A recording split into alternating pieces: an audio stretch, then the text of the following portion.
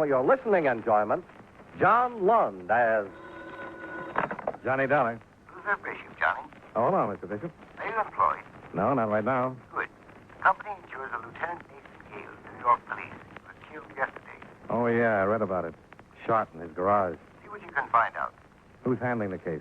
Sergeant Kemper, 15th Precinct. He was Gayles' partner.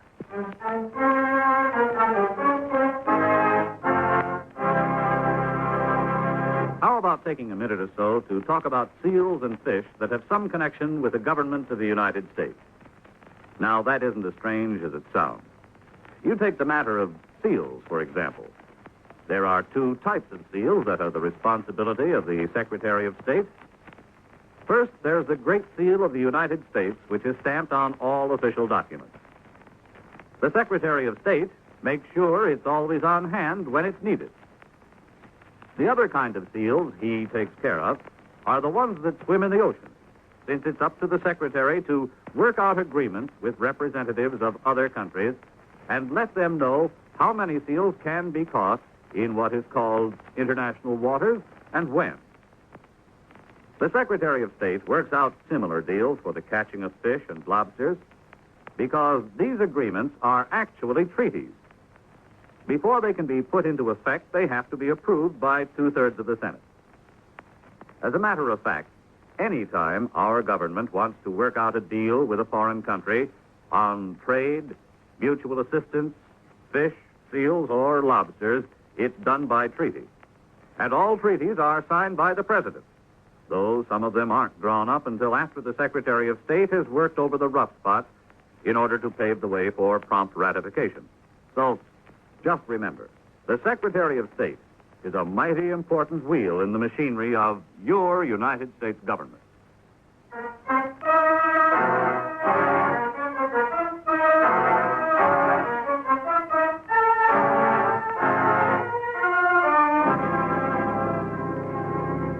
Expense account submitted by Special Investigator Johnny Dollar to Home Office, Great Eastern Life Insurance Company, Hartford, Connecticut.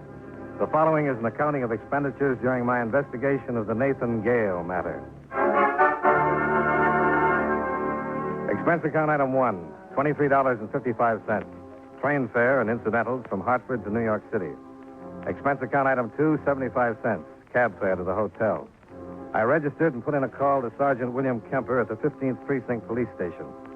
Kemper said I could stop down anytime. So in 20 minutes, I was sitting in the homicide squad room, listening to Sergeant Kemper's version of the killing of a fellow police officer. Nate had been after a hood named Bancroft for a long time. Word was out that Bancroft had finally gotten a little tired of it and was going to hit Nate the first chance he got. Do you think Bancroft killed him? Yeah, but so far we can't prove it.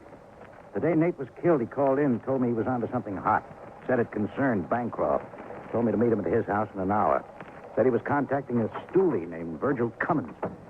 Hi. Hello, Dave. Anything for me? I don't think so. You have any idea what he was supposed to get from this Virgil Cummins? No, he didn't say just what it was, but he indicated it was a big score. Enough to fry Bancroft for keeps.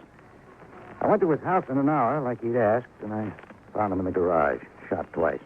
No witnesses? Yeah, a neighbor, George Fisher, said he saw a man running away.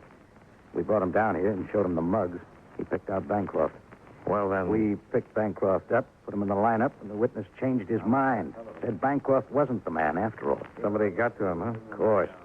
But the witness won't change his story again. He insists that Bancroft's not the man he saw running away, and that's that. He's scared stiff. He's got a wife and 4 kids. Has Bancroft got an alibi? Says he was with his girl at the time of the killing. And his girl agrees? 100%. We've questioned them both for hours. What about the stoolie, Cummins? I went looking for him right away. Yeah. Didn't mean to interrupt. That's okay. If Ed come in, tell him I'm down in Basker's office. Oh, yeah. So we found Cummins, all right. Found him in his room, strangled by a light cord. Whoever shot Gale got the evidence. Sure. So it's got to be Bancroft. But without the stoolie, we can't prove there was any evidence. Bancroft's girl swears Bancroft was with her the whole afternoon. And your only witness won't identify Bancroft. That's the way it stands so far. But I'm working on that witness. I'm going to keep working on him until he admits Bancroft's the man. Well, I've got to go talk to Gale's widow. Oh, Ab's taking it pretty good. She's a wonderful person. You'll like her. I'm sure I will. Well, so long, Sergeant. I'll keep in touch with you.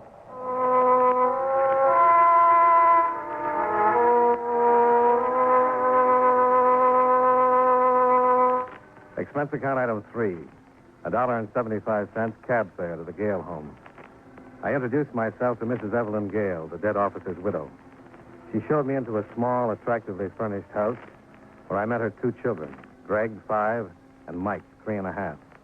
She told the boys to go out in the tiny backyard and play until we were finished talking. They just think their father's gone away on a trip. They're too young now to really understand. Greg would understand in a way, but it'd be too hard on him. When they get older, they won't miss their father so much it'll be easier to tell them. Yeah. You said you talked to Bill Kemper? Yes, I just left him about half an hour ago. He and Nate were partners for a long time. I think Nate's death hurt Bill just about as much as it did me. But you want to talk about insurance, don't you?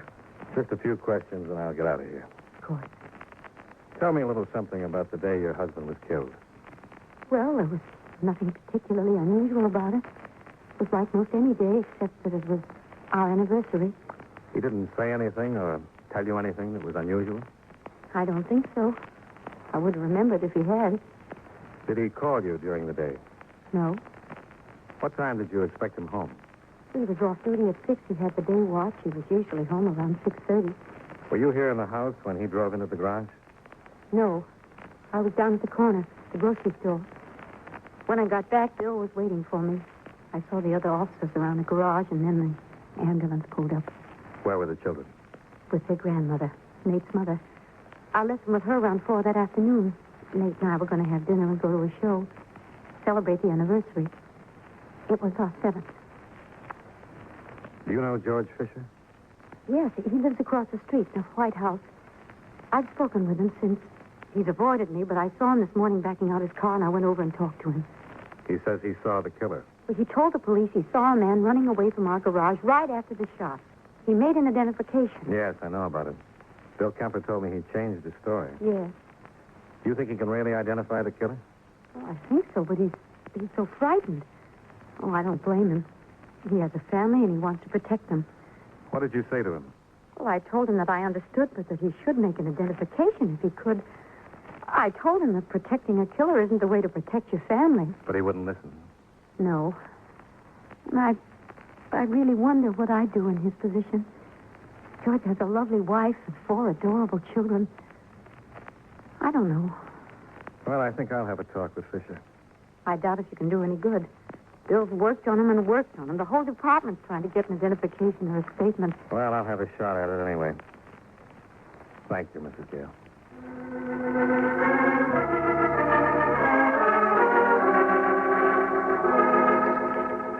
I went across the street to the Fisher house and spoke with his wife. She told me her husband was still at work, wasn't expected home until 6:30. She refused to tell me where her husband worked, stating they'd been bothered entirely too much since the Gale killing. It was obvious she also was frightened. Very frightened. Expense account item 4, $1.25, cab fare back to my hotel, where I put in a call to Sergeant Bill Kemper to ask where George Fisher worked. Kemper was out, so I left my number and went downstairs to have some lunch. Around 1:30, I was paged and told that Kemper was waiting for me in the lobby. Hello, Johnny. Oh, hi. You got my call? Yeah. Let's go over and sit down where we can talk. Oh, sure. I called to find out where George Fisher works. He doesn't work anywhere anymore. What do you mean? He was killed about an hour ago. Let's sit down. Murdered? Hit and run. On his way to lunch with 2 men from his office. They were crossing the street and a car hit them. All of them? Killed Fisher, hurt both of the men, one pretty seriously. Any witnesses? Yes. Got a positive identification on the car, got the license number. Even found the car. But not the driver. No. Found the car parked on the east side of town. It had been reported stolen at 8 o'clock this morning. Bancroft? First thing I checked on. Yes. He was with his girl. All afternoon. What about 8 o'clock this morning? Claims he was sound asleep in bed. And was he? And we checked his hotel. Nobody can swear he wasn't. He left a call for 11. Nobody saw him leave the hotel before then. A number of people saw him come in last night. Well, maybe he didn't do it. And maybe he didn't. But it sure seems funny the one man who could identify Bancroft as the man seen running away from Nate's garage should get killed a couple of days later. Did you find anything in the car? Well, the lab's checking on the car now. Did the witnesses say whether a man was driving it or not? Yeah, they said it was a man. Couldn't see him well enough for identification. Wore a hat. Well, maybe he had somebody steal the car for him, left the hotel at 11, took the car, and went after Fisher. Looks like the only possibility. Could his girl have stolen it? No. She was in her apartment, definitely. And Bancroft was with her from 11 until when? A little while ago. That's where we picked him up. Desk clerk swears Bancroft came in a little after 11 and didn't see him go out. Did he have to pass the desk clerk to go out? If he took the stairs. If he took the elevator, one of the elevator boys would have seen him. None of them did. Well, you got a tough one. That's why I wanted to talk to you. I know Bancroft killed Nate. Maybe he didn't run down Fisher, but I'll bet he had something to do with it. Now, the strongest and the weakest link is his girlfriend. Now, what do you want me to do? And just before we got the report on Fisher's death, another call came in. It was from a jeweler. The day Nate was killed was his 7th anniversary. Yeah, Mrs. Gale told me. Well, the jeweler told me that Nate had been in looking at watches. He told me Nate couldn't make up his mind between two of them, so the jeweler told him to take him home and let Eve decide. He took him. Was this before or after he made the contact with the stoolie? Before. Must have had him with him when he saw it coming. Did he have them with him when you found him in his garage? No. So it looks like the killer took him. I remember the glove compartment was open. Nate probably had him in there. The killer got the evidence and looked in the glove compartment to make sure he didn't miss anything. Saw the watches, took them along. You think Bancroft might have given them to his girl? He might. Or he might have pawned them. I got out the usual bulletins to all the pawn shops, and we were checking every fence we know of. They were fairly expensive watches. Here, the description. Mm-hmm. Well, why don't you just get a warrant and search the girl's apartment? I thought about it, but if Bancroft gave her one or both of the watches, he's smart enough to tell her not to wear them or have them around. You find the watches, even one watch, and connect them to Bancroft or Betty Holmes. That's the girlfriend. Yeah. Johnny, you think you could find out if she's got one of those watches? Me? Well, how would I do that? Get close enough to her. Oh, you won't mind. She's a darned attractive dame, if you like the type. Well, I guess I could try. But what about Bancroft? I'll get him out of the way. But I can't keep him forever. You'll have to impress her in a hurry. Well, maybe she doesn't want to be impressed. She likes men with money. Lots of money. Sergeant, I hate to tell you this, You but just put up a good front. We'll figure a way for you to meet her, and we'll make sure she knows you're loaded.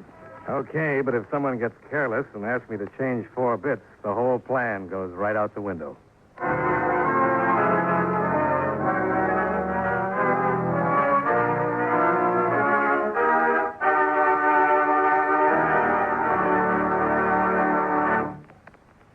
With your permission, there's something I'd like to talk about for a minute. You know, too many times people try to escape from their responsibilities by having someone else take them over. There was Miles Standish, for example. He was much too busy to ask Priscilla to marry him, so he sent John Alden to pop the question for him. You know what happened. John ended up marrying the girl himself. Of course, if John had had a face like a flat tire instead of being the handsome guy he was, maybe Miles Standish would have married Priscilla instead. Well, actually, I don't know what got me started on this subject, and unless it was my thinking about people who represent somebody else. Take our State Department, for example. Being a representative is one of its biggest jobs. Through the Foreign Service, it helps the Justice and Treasury Departments handle immigration, narcotic, and quarantine problems. And the Secretaries of Agriculture and Commerce look to the Secretary of State to help keep their fingers on the pulse of foreign markets so they can keep the business firms and farmers of America informed on matters of import and export. I guess the only connection between these facts and the courtship of Miles Standish is that, like John Alden, our State Department speaks for itself. And now, with our star, John Lund, we bring you the second act of Yours Truly, Johnny Dollar.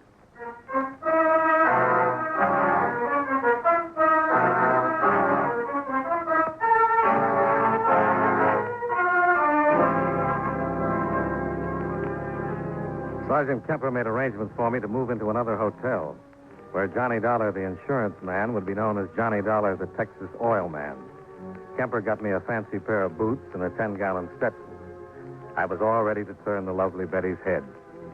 The men who were tailing her reported to Kemper that she was shopping at Meshakoff's Fur Salon on Fifth Avenue. Kemper immediately put out a call to pick up her boyfriend, Then Kemper and I left for the Fifth Avenue shop. When we got there, Kemper pointed out the quarry, and I went to work. She was trying on a mink stole when I walked up to the sales lady.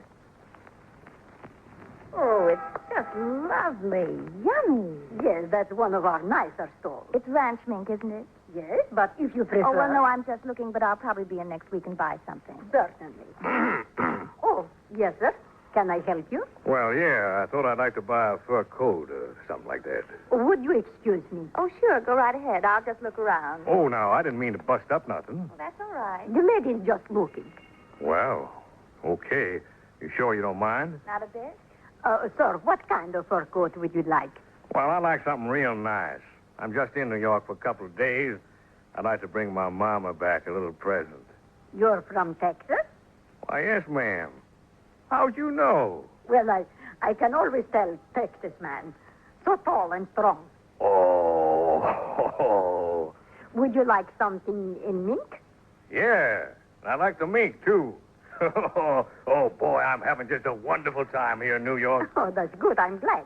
First vacation I had since 43. Just been too busy with the whales. That's oil well? You don't buy mink coats with water, lady. Well, what about this lovely stole the young lady was just trying on? Well, no, ma'am. It's too skimpy. I want something can keep Mama warm. She ain't spry like she used to be. Can't take the winters too good no more. Something that hangs down to the floor. You know, coat. Yes, sir. Well, if you excuse me, I bring out a few that you can look at. Fine. You just take your time. Do-do, do-do, do-do, do-do, do. Pardon me. For what? Well, I couldn't help it over here. Oh, that's all right. I ain't gonna buy this one, ma'am. You can have it. Oh, no. I just thought maybe I could help you a little. I do a lot of buying here, and I know you're from out of town. Texas. Yes. And, well, if you're going to buy a mink coat for your wife... For my mama. I ain't married, ma'am. Oh. Well, have you ever bought a mink coat before? Why, no, ma'am. Only mink I own is in my car back home. In your car? Yes'm. Mama thought it'd be nice to upholster it that way. In mink? Oh, I know it ain't practical, but Mama thought it looked nice. Does, too. Goes right nice with the gold. The gold? Yeah, you know, the door handles, cigarette lighter, a lot of little things like that. Oh, yes. Well, what kind of car is it? Well, it's a sort of a double-length Cadillac. Had it built special. How nice. Yes, it's nice. Well, the only reason I came over was because I thought as long as you were from out of town... Texas. Texas. Yes, well, I thought maybe you'd like someone to help you pick out the right thing. Well, now, I think that's right thoughty of you, ma'am. But I don't want to put you into no trouble. Oh, it's no trouble. Oh, good. My name is Dollar. My name's Holmes. Betty Holmes. Well, howdy. You can just call me Johnny. That's my front name. All right, Johnny. Oh, here comes the sales lady.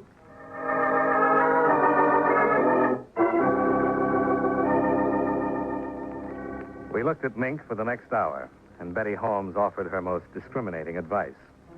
Before we left, I'd ordered Mama 2 mink coats, one for just setting and one for going out. On the street, I thanked Betty for her help, and naturally, she accepted my dinner invitation on the spot. Expense account item 5, $1.40 cab fare back to my hotel, where I waited until Bill Kemper showed up. Pretty funny, huh? I couldn't hear what was going on, but I had to stay out of sight because she knows me. But, boy, you were really pretty awful. Yeah, I know, but she loved it. I'm going to have dinner with her. Good. What about Bancroft? We got him. We'll keep questioning him. If his lawyer gets a writ, we'll move him to another precinct. How long can you keep that up? Long enough for you to have dinner and get better acquainted. I hate to pick her up in a cab. Don't worry about it. What time's your date? 8 o'clock. I'll have you a limousine, complete with chauffeur. Officer Dankers. We'll get one of the cars we use for parades and VIPs. Boy, if this backfires, they'll hear the explosion clear up in Maine.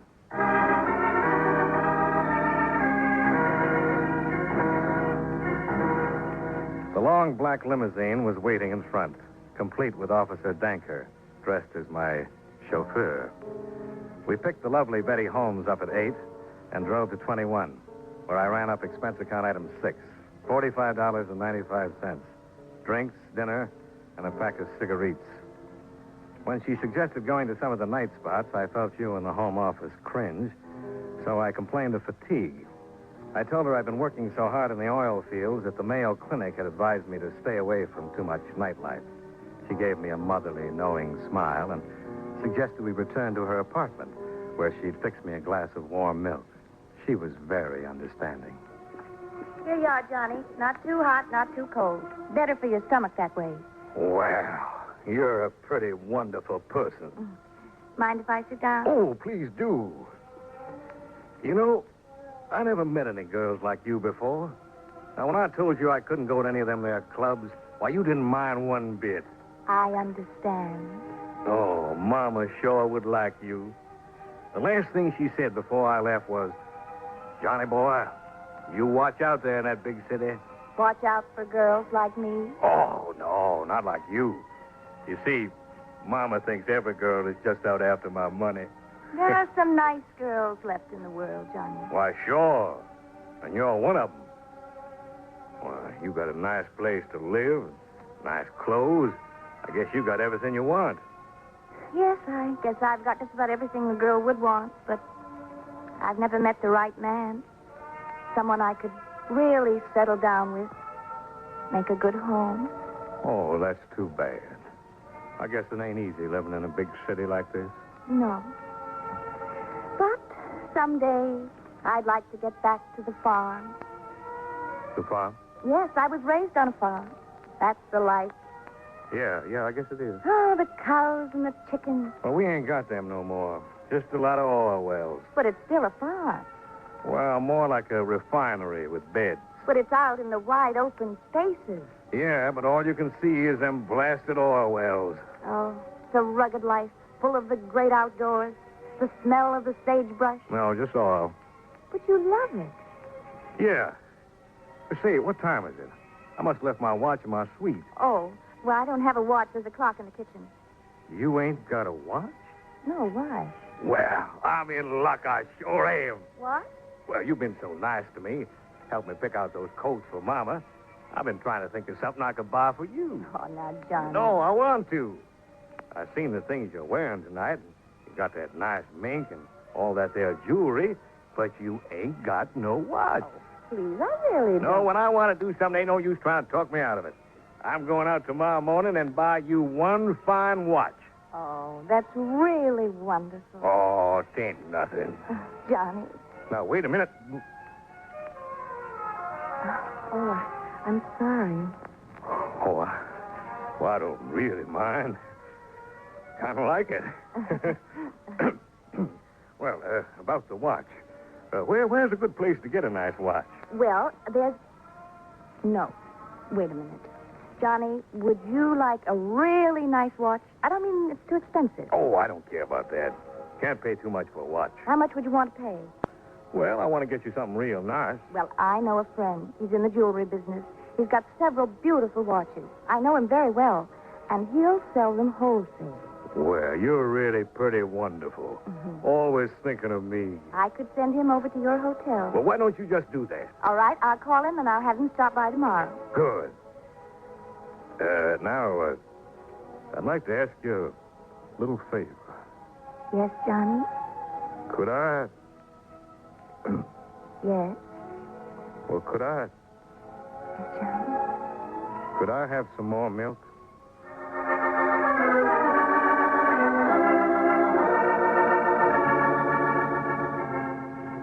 When I got back to my hotel, Bill Kemper was waiting for me in my rooms. I told him everything that had happened. Kemper put in a call to the precinct and ordered Bancroft's release. Then he said goodnight, and I turned in.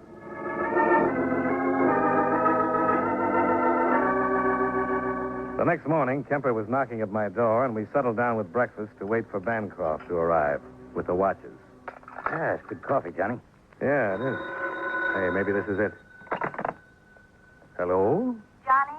Well, good morning. I didn't wake you up, did I? Oh, no, I've been up since 6. Can't get out of the habit. Oh, good. Well, the reason I called, Johnny, the man who was going to bring the watches by, Yeah? well, he can't. Oh, that's too bad. But he gave them to me. I can bring them by if you want. It was a sure bet Bancroft was playing it safe. He wanted to unload the dangerous watches, but he didn't want to be the one to do it. We cleared the table of Kemper's breakfast dishes, and a half hour later, Betty Holmes was announced from the lobby. Bill Kemper went in the bedroom to wait.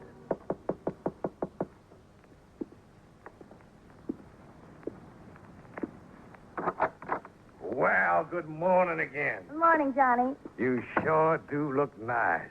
Come on over and sit down. Have some coffee. Oh, I'd love some coffee. I didn't particularly want to bring the watches myself, but my friend was busy. Oh, that's all right. That's all right. He gave me the prices and everything. Well, let's see them. All right. Oh, they're right pretty. Mm-hmm. Now, this one, he wants $700. Mm-hmm. And how much for this one? He said that one wasn't as expensive, only $500. That's wholesale, hmm? Oh, yes. He said they're very unusual watches. Yeah. What's the matter, Johnny? Something wrong? Yeah. Bill? Well, what is it? What's going on? Hello, Betty. What is all this? Don't you know? These are the watches, Bill. I thought they'd Why, you crummy, no-good, rotten Just take it easy. You're a cop. No, not quite. You can't get away with this. You don't have anything on me. Give me those watches. Now, wait a minute. Who gave you these watches? You can't pinch me. You haven't got I anything. got all I need. I got the watches that were taken out of Nathan Gayles' glove compartment right after he was murdered. I don't know anything about it. The guy just gave me the watches. Who? Bancroft? Okay. And you're going to take the rap. I don't know anything about it. You know I didn't have anything to do with Gayle's death. You know I was in my apartment. These watches are all I need. They'll send you right up. No. Then tell me who killed Gayles. Bancroft. How did he get out of your apartment without anyone seeing him? The service elevator. But I didn't have anything to do with it. Did he kill Fisher? Yes. He was afraid Fisher would talk. Who stole the car? Who stole it? I did, but he killed Fisher. He killed Gale and Fisher, and I didn't have anything to do with it. You had enough to do with it to get your life. Come on. I'm going to book you and then get me a cop killer. See you later, Johnny. And thanks. Yeah. Thanks. You all.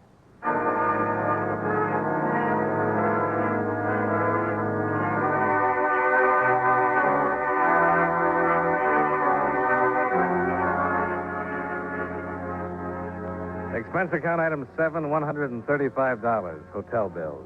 Item 8, $25.35, train fare and incidentals back to Hartford. Expense account total, $235 even. Yours truly, Johnny Dollar.